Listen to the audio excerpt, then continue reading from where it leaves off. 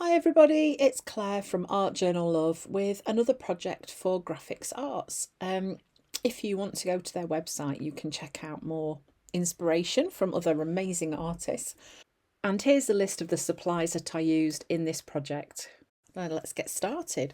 So I'm going to be working in the mixed media journal, which has got lots of unique surfaces to create versatile journal pages.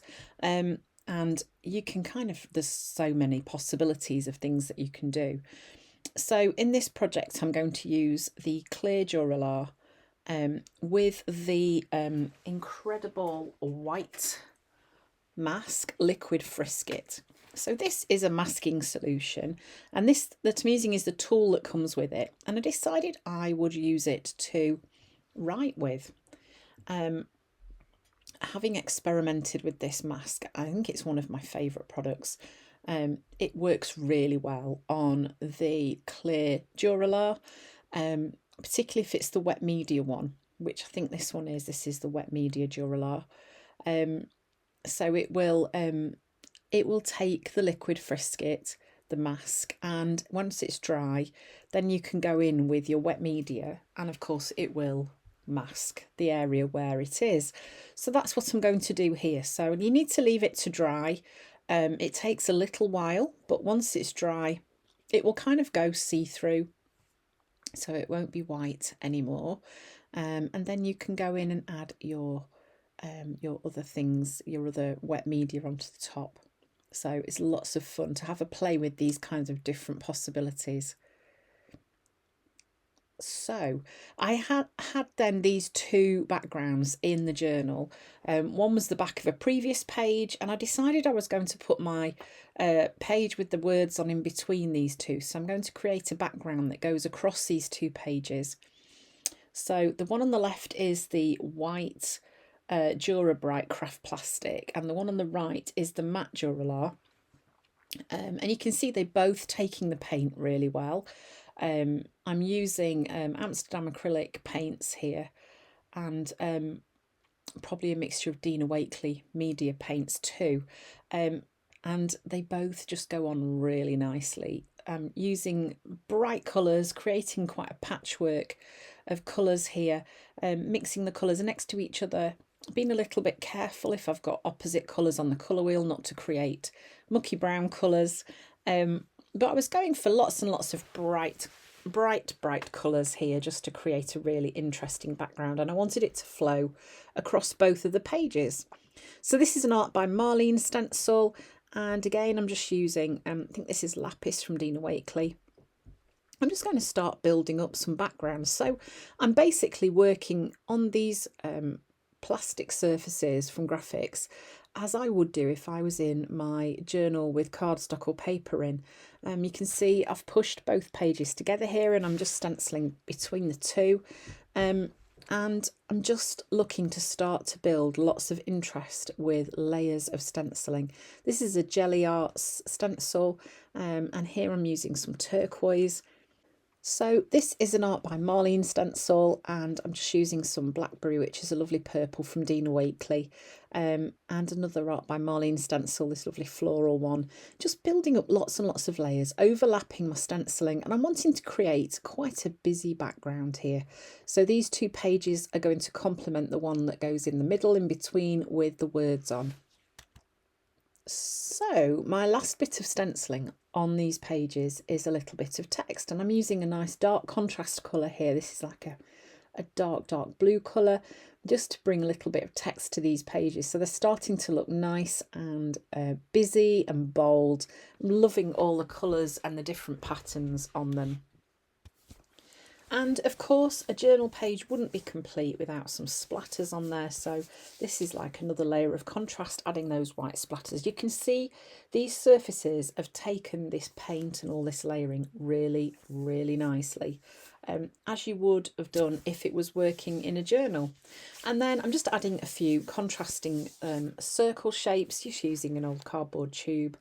So now I'm going back to the wet media Dura-lar to start adding some alcohol inks onto here, and I'm using bright bold colours. I've gone with reds and yellows and pinks, and I'm going to drop those on and then splash some isopropyl alcohol on there to help those move around, and then let it dry and move on to the next stage. So here I'm just using a little fan brush just to splash some of that isopropyl alcohol onto the alcohol inks on the wet media Dura-lar, just to help it move around, giving it a little bit of a help to dry using my heat tool.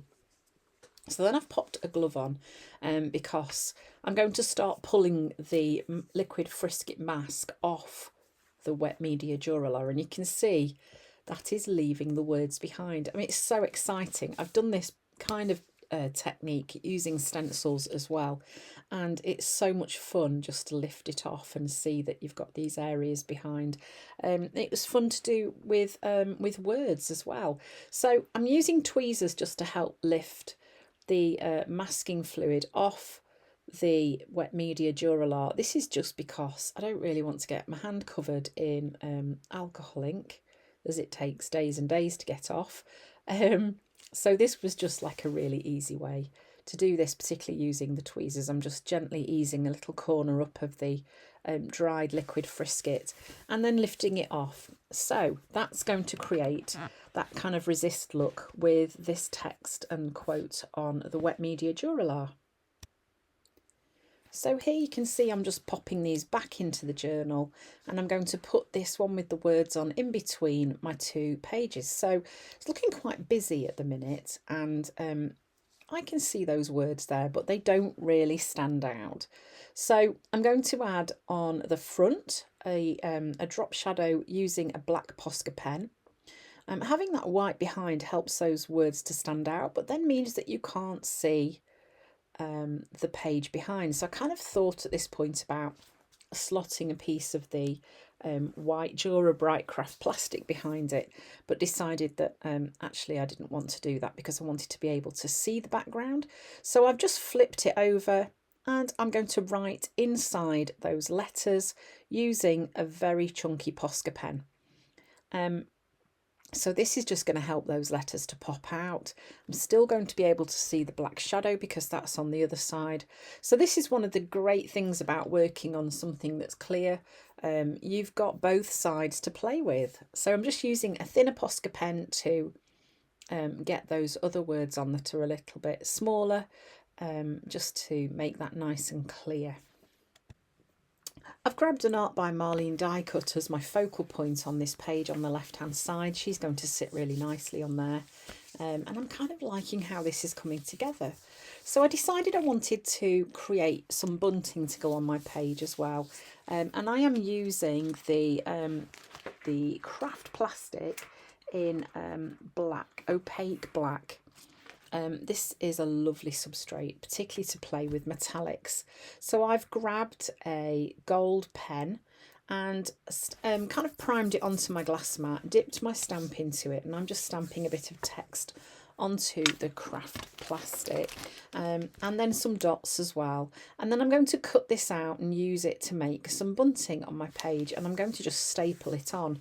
So it's a super quick way to create an effective bunting look. I'm just drawing the line at the top with my Posca pen. I'm going to do the same on the right hand side page as well, because at the moment I don't really have a focal point on there, and I felt it would just work quite nicely. It helps the flow of those journal pages. So I'm just finishing off the bunting on this right hand side page, and then that was these pages completely finished. So I've used quite a few products to create these really busy journal pages: the liquid Frisket, the mask solution, the black craft plastic, and of course the pages in the mixed media journal. So thanks for watching. I hope you've enjoyed the video and found some inspiration here. Don't forget to visit the Grafix website for more inspiration from other artists that have produced videos and projects for grafixarts.com. Thanks for watching. Bye.